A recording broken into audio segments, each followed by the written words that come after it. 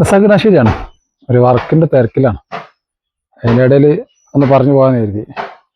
Riyadh ജയിലിൽ കിടക്കുന്ന അബ്ദുറഹീമിൻ്റെ ശിക്ഷ പുനഃപരിശോധിക്കണമെന്ന് പറഞ്ഞിട്ട് പബ്ലിക് പ്രോസിക്യൂഷൻ അപ്പീലിന് പോയിരുന്നല്ലേ. എന്താ കഥ! 34 കോടി ഉറുപ്പ്യ ഉമ്മൻ്റെ കണ്ണീര് കണ്ടിട്ട്, 34 കേട്ടോ, 50ഓളം കോടി ഉറുപ്പ്യ ഈ സാധാരണക്കാർ ജനങ്ങൾ കൊടുത്തിട്ട് ആ പൈസക്കും തുമ്പും പാടില്ല. എന്താ ഏതാ ചെയ്തെന്നുള്ളൊരു വിവരമില്ല.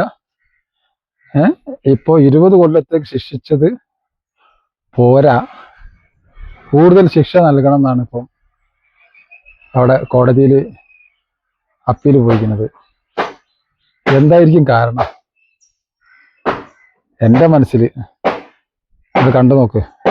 18 വർഷത്തിന് ശേഷം അബ്ദുറഹീമിനെ കാണാൻ ആ ഉമ്മ ചെന്നപ്പോൾ അബ്ദുറഹീം കാട്ടിക്കൂട്ടിയ ചില നാടകങ്ങൾ ഒന്ന് കേട്ടു നോക്കി കേട്ടോ. എന്നിട്ട് പറയും അബ്ദുറഹീം ഇപ്പൊ അനുഭവിക്കുന്നത് എന്താണെന്നുള്ളത്. നല്ല വർത്താനോ മെച്ചടത്തിന്ന് പറഞ്ഞേ. ന്യൂസിലൊക്കെ വന്നിണല്ലോ. ആ ജയിലിലെത്തി, ഉമ്മ ജയിലിലെത്തി പറഞ്ഞിട്ട്.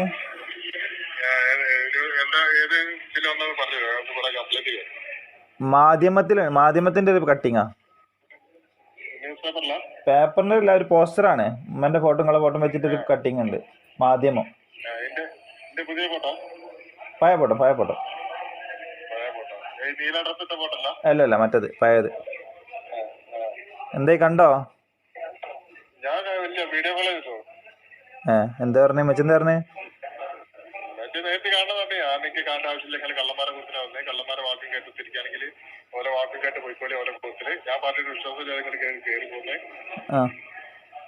എന്താ പറഞ്ഞേ?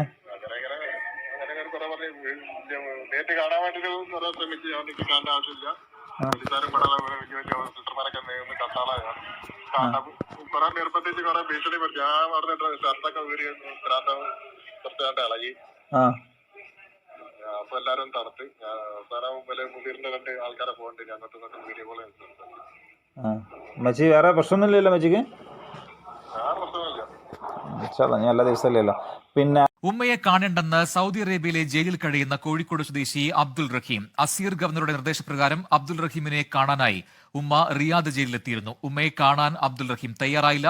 ഞാനും എൻ്റെ മോനെ കാണ്ടിൽക്ക് ജയിലിൽ പോയി വിലക്കുപാട് കൂടി കാട്ടി തരാന്ന് പറഞ്ഞു പോയിട്ട് എൻ്റെ കുട്ടീനെ വിളിച്ചിട്ട് എൻ്റെ കുട്ടീൻ്റെ അടുത്തേക്ക് വന്നില്ല.